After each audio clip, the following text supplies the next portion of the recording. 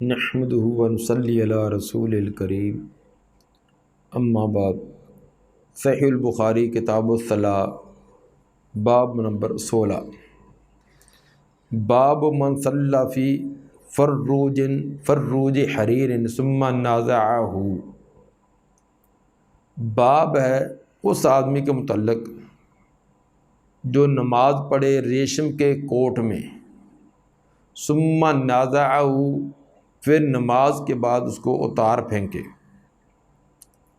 فروج ایسا کوٹ جس کے پچھلی طرف اس کا کھلنے کا انتظام ہو۔ عام طور پر کوٹ جو ہے ان کے بٹن اور کاج اگلی طرف ہوتے ہیں اور بعض کی پچھلی طرف ہوتے ہیں، آگے طرف سے بالکل وہ برابر پلین ہوتا ہے۔ تو جس کے پچھلی طرف بٹن کاج ہوں یا باندھنے کا انتظام ہو اس کو فروج کہتے ہیں۔ ریشم کا کوٹ وغیرہ پہن کر نماز پڑھی جائے تو کیا اس کی نماز درست ہوگی یا نہیں، اس کا بیان امام بخاری رحمہ اللہ نے واضح طور پر اس کا حکم بیان نہیں کیا، بلکہ آگے روایت بیان کر کے خود ہی قاری کو استدلال کرنے پر کہ آپ خود اس سے استدلال کر رہے جو آپ کے ذہن میں اس کی شکل آئے۔ تو مطلب یہ ہے کہ ریشم پہننے کی ممانعت ہے، اور ریشم کی حرمت سے پہلے کا یہ واقعہ بیان کیا گیا ہے جس کے اندر آپ نے وہ کوٹ پہن کر نماز ادا کی اور بعد میں اتار دیا۔ حدیث نمبر 375، قال حدثنا عبداللہ ابن یوسف قال حدثنا لیث بن یزید عن ابی الخیر عن عقبۃ بن عامر قال اہدی الی النبی صلی اللہ علیہ وسلم فروج حریر۔ نبی صلی اللہ علیہ وسلم کو ایک ریشم کا کوٹ دیا گیا۔ دینے والا عقیدر بادشاہ تھا، جس کا کہ کتاب اللباس حدیث نمبر 5840 کے اندر صراحت آئے گی۔ اس نے ایک کوٹ ریشم کا آپ کو تحفے کے طور پر بھیجا۔ فلابسہ فصلی فیہ، آپ نے اس کو پہنا اور پہن کر نماز ادا کی۔ ثم انصرف، پھر آپ نماز سے پھرے۔ فنازعہ نزعا شدیدا، تو اس ریشمی کوٹ کو بڑی سختی سے شدت کے ساتھ اتار دیا۔ کل کارہ لہو، جس طرح کہ اس کو ناپسند کرتے ہیں۔ جس طرح کوئی چیز انتہائی ناپسند ہو تو انسان جلدی سے اتار کر پھینکتا ہے، تو آپ نے اسی طرح اس کوٹ کو اتار کر پھینک دیا۔ وقال لا ينبغي هذا للمتقین، اور آپ نے فرمایا کہ یہ متقی لوگ، تقوی والے لوگ، ان کے لیے یہ مناسب نہیں ہے، درست نہیں ہے۔ واضح ہے کہ یہ ریشم کی حرمت سے پہلے کا واقعہ ہے۔ اگر ریشم کی حرمت ہو چکی ہوتی تو کبھی بھی آپ ایسا لباس نہ پہنتے، اور اس کی دلیل حضرت جابر رضی اللہ تعالیٰ عنہ کی روایت جو صحیح مسلم کی حدیث نمبر 2070 میں ہے، اس میں یہ الفاظ ہیں کہ صلی فی قباء دیباج ثم نازعہ، آپ نے ریشم کے ایک قباء کے اندر نماز پڑھی پھر اس کو اتارا۔ وقال نہانی عنہ جبریل، اور آپ نے فرمایا کہ مجھے جبریل نے اس سے منع کر کیا ہے۔ گویا کہ یہ ممانعت سے پہلے آپ نے پہنی تھی، جب آپ نے اتارا ہے، نماز پڑھنے کے بعد وہ کوٹ اتار کر پھینکا ہے، تو فرمایا کہ اب مجھے جبریل نے آ کر اس سے منع کیا ہے۔ اور بخاری کی اس حدیث میں بھی جو آپ نے فرمایا کہ وقال لا ينبغي هذا للمتقین، یہ الفاظ بھی بتلاتے ہیں کہ یہ متقی لوگ، متقی سے مراد مسلم ہے، کیونکہ مسلمان جو ہے وہی تقوی اختیار کرتا ہے، اسی کو خوف الہی، حشر نشر، مرنا، حساب کتاب، یہ تمام کا عقیدہ اسی کا ہوتا ہے۔ جب بعض لوگوں نے اس سے یہ استدلال کیا کہ اگر کوئی ریشم کا لباس پہن کر نماز پڑھ لے اس کی نماز ہو جائے گی۔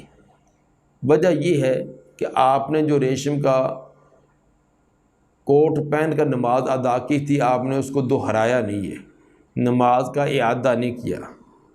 لیکن یہ استدلال اتنا قوی نہیں ہے، جب ممانت اس کی ممانت نہیں تھی تو پھر تو پہن کر اس کو پڑھا گیا ہے، تو وہ تو حجت نہیں بن سکتا۔ ہاں البتہ ممانت کے بعد پہنا ہو پھر اس کی کوئی دلیل ہونی چاہیے۔ اس میں اس کے تو تمام ہی قائل ہیں کہ مردوں کے لیے ریشم منع ہے، حرام ہے، لیکن اگر کوئی پہن کر نماز ادا کر لے تو کیا نماز کا دوبارہ اعادہ کرے، دہرائے، یا وہ نماز ہو جائے گی؟ اس کے اندر اہل علم کے دو نظریے ہیں۔ امام مالک رحمہ اللہ تو اس بات کے قائل ہیں کہ اس کی نماز نہ ہوگی، نماز کا اعادہ کرے، نماز کو دوبارہ نئے سرے سے اس کو ادا کرے۔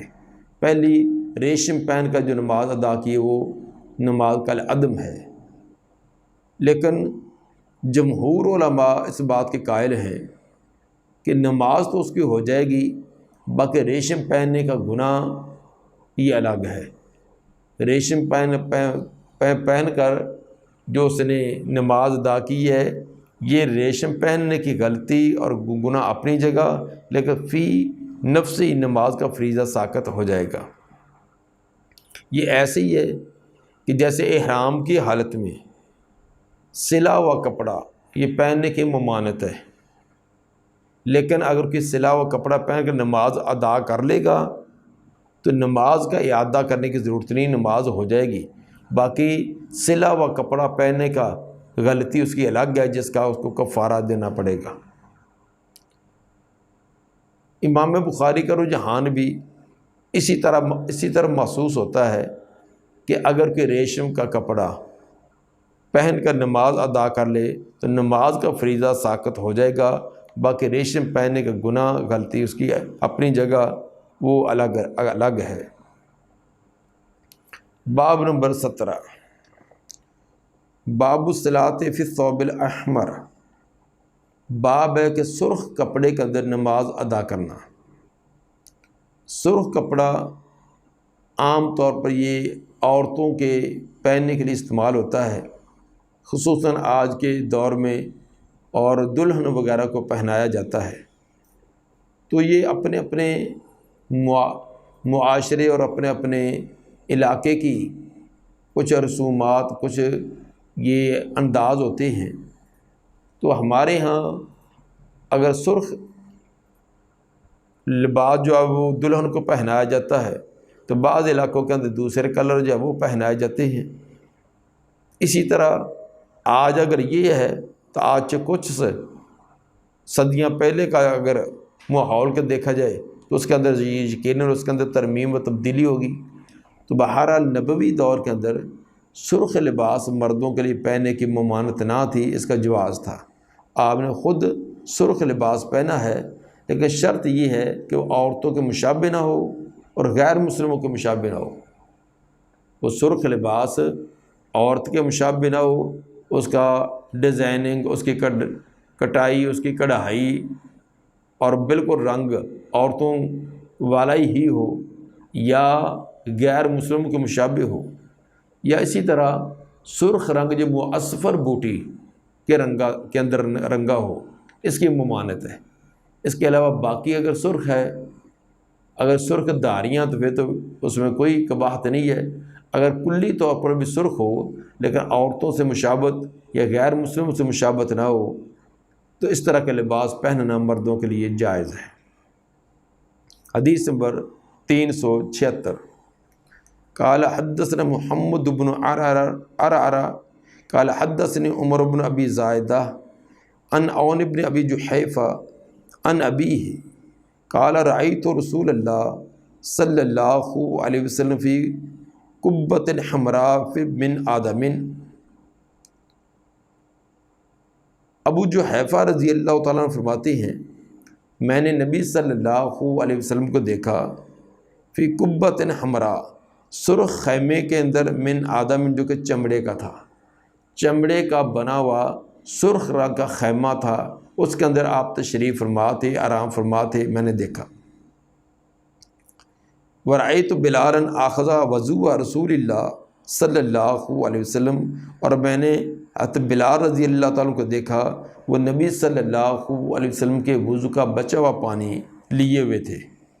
آپ نے وضو فرمایا تو وضو کا جو پانی بچا ہوا تھا وہ اپنے ہاتھ میں وہ پانی لیے ہوئے تھے۔ ورأیت الناس یبتدرون ذلک الوضو، اور میں نے دیکھا لوگوں کو بڑی جلدی کر رہے تھے، جلدی جلدی حاصل کرنے کی کوشش کر رہے تھے اس پانی کو۔ حضرت بلال رضی اللہ تعالیٰ کے پاس جو پانی تھا، تمام لوگ ایک دوسرے سے جلدی کر رہے تھے، ٹوٹ پڑے کہ یہ مجھے مل جائے، مجھے ملے، کوشش کر رہے تھے۔ فمن اصاب منہ شیئا، جس کو تو اس میں سے کچھ پانی ملا، تمسح بھی، اس نے اپنے جسم پر اس کو مسل لیا۔ نبی صلی اللہ علیہ وسلم کا وضو کا بچا ہوا پانی، جس کو تو کوئی چند قطرات مل گئے، اس نے تو جلدی سے تبرک کے لیے اپنے جسم پر مسلنا شروع کر دیا۔ من لم یصب منہ شیئا، اور جس کو اس پانی میں سے کچھ بھی نہ ملا، کوئی چند قطرے بھی نہ ملے، آخذ من بالل ید صاحبی، وہ اپنے ساتھی کے ہاتھ کی تراوت سے لے رہا تھا۔ پانی تو نہ ملا، دوسرے ساتھی نے جو پانی اپنے جسم پر مسلا ہوا تھا تو وہ اس کے گیلے ہاتھ کے اوپر اپنا ہاتھ مسل کر یہ تبرک حاصل کرنے کی کوشش میں تھا۔ وَمَن لَّمْ يُصِبْ مِنْهُ شَيْئًا، جس کو اس پانی میں سے کچھ بھی نہ ملا، آخذ من بالل ید صاحبی، وہ اپنے ساتھی کے ہاتھ کی تراوت سے حاصل کر رہا تھا۔ ثم رأیت بلالا، یہ وضو کا بچا ہوا پانی یا اس طرح کا استعمال شدہ پانی تبرک کے طور پر یہ نبی صلی اللہ علیہ وسلم کا خاصہ ہے۔ بعد میں صحابہ کرام، بڑے بزرگ صحابہ بھی تھے، ان کے اس طرح کے بچے ہوئے وضو کا پانی یہ باقی ہے، دیگر صحابہ کا یا تابعین کا ان کا یہ لینا اس طرح ثابت نہیں ہے۔ یہ نبی کا خاصہ تھا، آپ کے لباس سے، آپ کے بچے ہوئے پانی سے، آپ کی استعمال شدہ چیزوں سے تبرک حاصل کرنا یہ نبی کا خاصہ ہے۔ ثم رأیت بلالا آخذ عنزۃ فراکزها، پھر میں نے دیکھا حضرت بلال رضی اللہ تعالیٰ عنہ کو کہ انہوں نے ایک برچھی لی اور اس کو گاڑ دیا۔ عنزہ لکڑی، لمبی لکڑی ہو، ڈنڈا نما، جس کے آگے لوہے کا پھالا وغیرہ لگا ہو تاکہ زمین کے اندر اس کو گاڑ دیا جائے۔ دیکھا میں نے سیدنا بلال رضی اللہ تعالیٰ کو، انہوں نے ایک برچھی لی، فراکزہ، اس کو زمین میں گاڑ دیا۔ وخرج النبی صلی اللہ علیہ وسلم فی حلۃ حمراء مشمرا، دیکھا میں نے نبی صلی اللہ علیہ وسلم کو سرخ سوٹ، سرخ حلہ پہنے ہوئے، مشمرن، جس کو ایک طرف سے آپ اٹھائے ہوئے تھے۔ حلہ ایسے لباس کو کہتے ہیں کہ جس کو نیچے والا اور اوپر والا ایک ہی انداز کا ہو، نیچے ازار، اوپر ردا، یا نیچے شلوار اوپر قمیص، وہ ایک ہی کپڑے کی ایک انداز کی ہو، جس کو ہمارے یہاں سوٹ کہہ دیتے ہیں، اس کو حلہ کہتے ہیں۔ تو آپ نے سرخ لباس پہنا ہوا تھا اور اس کی ایک سائڈ کو آپ نے اٹھایا ہوا تھا۔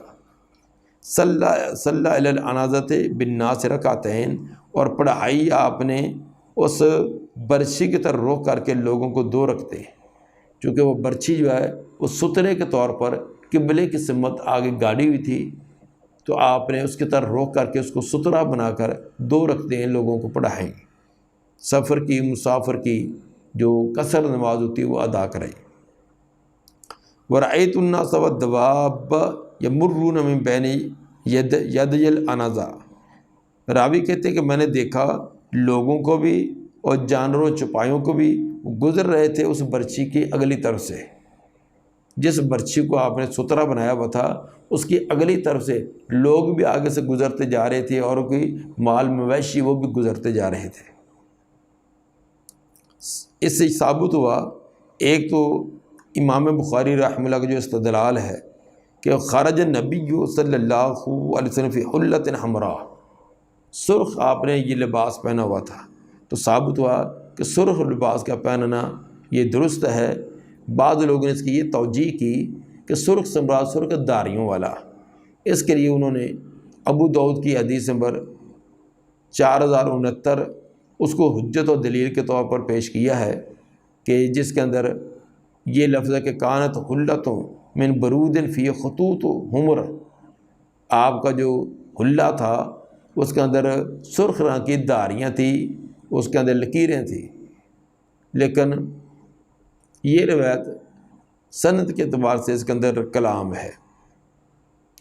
اور اسی طرح کہ ایک آدمی آپ کے پاس سے گزرا، اس نے سلام کہا تو آپ نے سلام کا جواب نہیں دیا کیونکہ اس کے اوپر 2 سرخ رنگ کے کپڑے تھے۔ لیکن یہ ایک تو یہ روایت سند کے اعتبار سے ضعیف ہے، دوسرا اگر بالفرض ثابت ہو تو اس کا یہ معنی نہیں ہے کہ اس نے سرخ سوٹ پہنا تھا اس لیے آپ نے سلام کا جواب نہیں دیا۔ سلام کا جواب نہ دینے کی اور بھی علتیں ہو سکتی ہیں، تو یہ نہیں کہ سرخ لباس ہی یہ اس کی علت ہو۔ بہرحال ثابت سے یہ ہوا سرخ لباس پہننا مردوں کے لیے جائز ہے، لیکن شرط یہ کہ وہ عورتوں کے مشابہ نہ ہو اور غیر مسلموں کے مشابہ نہ ہو۔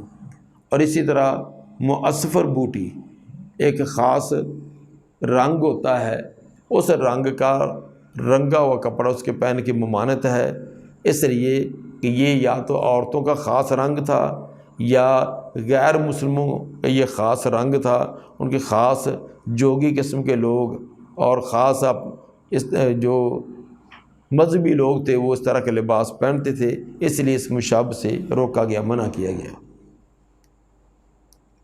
دعا ہے کہ اللہ تعالیٰ نبی صلی اللہ علیہ وسلم کے فرامین کے مطابق ہمیں زندگی گزارنے کی اور اس کے مطابق میں لباس مسنون لباس پہننے کی توفیق عطا فرمائے۔ سبحان ربک رب العزت عما یصفون والسلام علی المرسلین والحمد للہ رب العالمین۔